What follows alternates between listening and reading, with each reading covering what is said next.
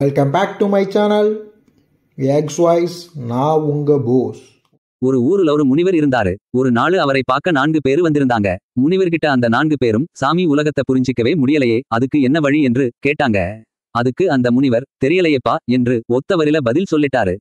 ஆனாலும் வந்தவங்க விடாம, என்ன சாமி நீங்க எவ்ளோ பெரிய முனிவர், இது கூட தெரியலைன்னு சொல்லுறீங்களே அப்படின்னு கேட்டாங்க. அதுக்கு முனிவர் அவங்க கிட்ட, சரி இப்ப நான் உங்கள ஒரு புஷ்பக விமானத்துல அழைச்சிக்கிட்டு போவேன். போற வழியில ஒரு காட்சியை உங்களுக்கு காட்டுறேன்.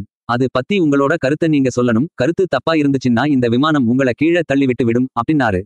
சரின்னு அந்த 4 பேரும் முனிவரோட சேர்ந்து புஷ்பக விமானத்துல ஏறினாங்க. கொஞ்ச தூரம் போன பிறகு ஒரு இடத்துல ஒரு புலி குட்டி போட்டுக்கிட்டு இருந்துச்சு. குட்டி போட்ட பிறகு தனக்கும் தன் குட்டிகளுக்கும் பசிக்கு இரை தேடி அந்த பக்கமா போனது. அந்த பக்கமா ஒரு மான், அதுவும் குட்டி போட்டுட்டு பசிக்கு தண்ணீர் குடிக்கிறதுக்கு வந்துச்சு. மான பார்த்த அந்த புலி சட்டுன்னு அது மேல பாஞ்சி அதை கொன்னு தானும் சாப்பிட்டு தன்னோட குட்டிகளுக்கும் கொடுத்தது. அத சாப்பிட்ட அந்த புலி குட்டிங்களுக்கு சந்தோஷம். இந்த பக்கமா தன் அம்மாவை பறிகொடுத்த மான் குட்டிகளுக்கு வருத்தம். இந்த காட்சியை அவங்கிட்ட காட்டின முனிவர், இத பத்தி உங்க கருத்து என்னான்னு கேட்டாரு. அதுக்கு அந்த 4 பேர்ல ஒருத்தர், இது ரொம்ப தப்பு. மான் குட்டிகளுக்கு இப்ப தாய் இல்லாம போச்சேன்னு சொன்னாரு.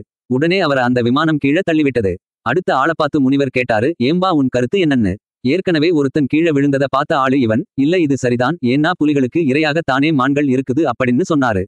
உடனே அவரையும் விமானம் கீழே தள்ளி விட்டது. இதையெல்லாம் பார்த்துக்கிட்டு இருந்த அடுத்த ஆளு ரொம்ப உசாரா சொன்னான், இது தப்பும் இல்ல சரியும் இல்லன்னு. உடனே அவனையும் அந்த விமானம் கீழே தள்ளி விட்டு விட்டது.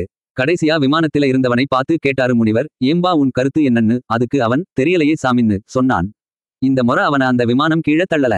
2 பேரையும் சுமந்துகிட்டு பயணம் செய்ய ஆரம்பிச்சுது. நீதி, நம்ம வாழ்க்கைக்கு எது தேவையோ அதை மட்டும் நாம் புரிஞ்சுக்கிட்டா போதும்.